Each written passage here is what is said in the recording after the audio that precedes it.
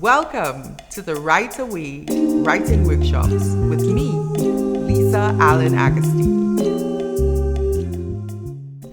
If you're trying to bake a cake, it helps to know what a cake looks like, smells like, tastes like.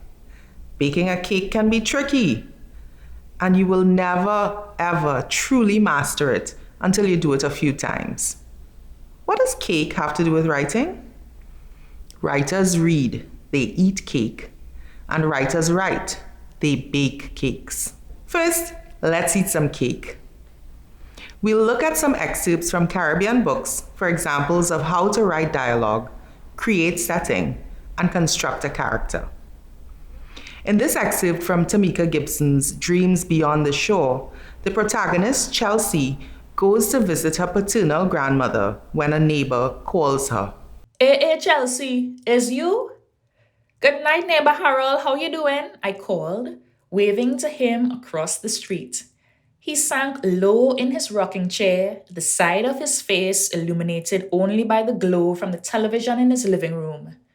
There weren't many streetlights on this narrow road, but the residents, most of whom had lived here since birth, didn't mind the darkness. If anything, I think they relished the way it reminded them of the years when they beat their clothes on washing boards down by the river. Well, you know how it is. Went by the doctor today and he said the pressure high. He gave me some tablet to take. He tell me to ease up on the meat. I hope you let him know that if meat was supposed to kill you, that would have happened a long time now, I said. He rocked back in the chair on a laugh, wiping his hand underneath his stubbly beard. I should have tell him that in truth. I will remember that for next time. And how Tante Jean? I asked. In this small village, chatting with neighbor Harold without asking about his wife would be deemed impolite. Jean, he shouted, tilting his head towards the front door. Jean, he tried again. Sure she in the toilet. She just done drink some magnesia. 3 days now she can't go off. Tell her I said good night. Okay, darling. We just see all you on the TV, you know. Your father is a big shot now. He don't even pass and check for us. No, he'd begun foregoing that custom a long time ago. The dialogue sounds like a real person having a real conversation with another real person. The excerpt also works to build the book's setting and plot, contrasting her grandmother's forgiving, naturalistic world and genuineness with Chelsea's father and his artificial, competitive, cutthroat world. That contrast is at the heart of the book's plot and the choice Chelsea has to make at the end. Let's turn to Danielle Y.C. McLean's book, Secrets of Oscuro, The Protector's Pledge. The gloomy forest that let in very little light between its heavy boughs during the day turned into a sinister monster once the sun had set. The blackness was like a hungry pack of wolves, menacing the group with every step, clawing at their heels and forming a tight circle around them. Even the lanterns and flashlights that they brandished lost their potency and were almost completely absorbed by the darkness. This wooded world, where silence seemed to reign during the daylight hours, was replaced by a living, breathing entity that creaked, hissed, grunted, rustled, and hooted. The narrator describes the forest using menacing imagery and language. The forest becomes alive and scary. A child has disappeared there, and this description heightens the danger she's in. Similarly, in My Fishy Stepmom by Shakira Bourne, the setting mirrors the perilous situation of the protagonist Josephine and her friend Akai, as Josie's evil stepmother, Maris, attacks them. Akai runs to the phone in the kitchen to call for help.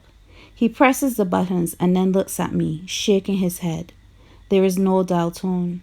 Outside seems to get dark within minutes. Marie stands still, just staring at the door. Then thunder booms again, and then the rain starts to fall. The natural world, the thunder and rain, and the man-made world, the phone, are both on the villain's side. It makes the children seem even more alone and vulnerable.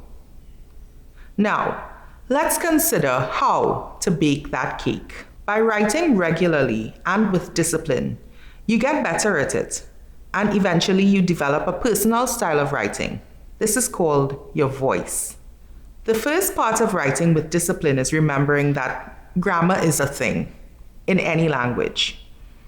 Trinidad and Tobago Creole has rules that might be different from standard English grammar, but it still has rules. Learning the rules of grammar will help you write well, with fewer errors in your sentence structure. Clean writing is easier to read and understand. You also need to know grammar to keep your verb tenses consistent. Most novels and stories are written in simple past tense. The narrator says, he sat, or I was, for example. Some are written in the present tense. The narrator says, he sits, I am. Whatever tense you use, your narration should stay in that tense throughout, except when writing about a time period other than which the main story is taking place. Don't forget that subjects and verbs must also agree. Next, build your vocabulary. You could say walked, or you could say shuffled, limped, strode, hopped, skipped, ambled, trudged, or sauntered. Each has a different, specific meaning that tells so much more than just walked. Don't use just any word when you could choose one that works harder. Also, think about planning. It feels good to just write without stopping to think about plot, structure, character development, or setting. But that's a trap. You can plan how to develop your plot with key scenes. Planning a character will help you focus on that character's traits, so you'll be more in tune with what comes naturally for that character in how they speak, look, and behave. Lastly, a good writer practices self-editing. Read over what you've written. Check the grammar, word use, spelling, and punctuation. Are they correct? What about your plot? Is it logical? Is your setting believable? And does it follow its own rules? Are your characters credible and consistent? Is your dialogue fresh and lifelike, or stilted and implausible? Read your work aloud to yourself or to a friend and listen to it. Does it sound right? When you're self-editing, remember to use detailed description. This is from Diana Macaulay's novel, Gone to Drift. He walked towards Grey Pond, squinting the rising sun over Long Mountain. In the distance, the stacks of the cement company were without the usual clouds of dust. If the plant wasn't working, it'd be a good day for a swim by the near mineral baths. Maybe later he'd do that. He would not be allowed into the proper baths, of course, not unless he'd pay the entrance fee. But the springs found their way on the Windham Road and came out to the edge of Kingston Harbour, and there boys often swam in the shallow canal edge with reeds. He liked the slightly metallic taste of the mineral baths. He liked the coldness on his limbs. It was a much better bath than the sponge bath in the outhouse at home, and he loved to let the slow force of the springs take him into the sea. People said Kingston Harbour was polluted, and he knew it was true. The sewer and garbage to the city ended up there, and the soot of the factories, and oil and blage of ships, but he wasn't afraid of Kingston Harbour water. He made sure he did not swallow the water, and always washed off in the fresh water of the springs.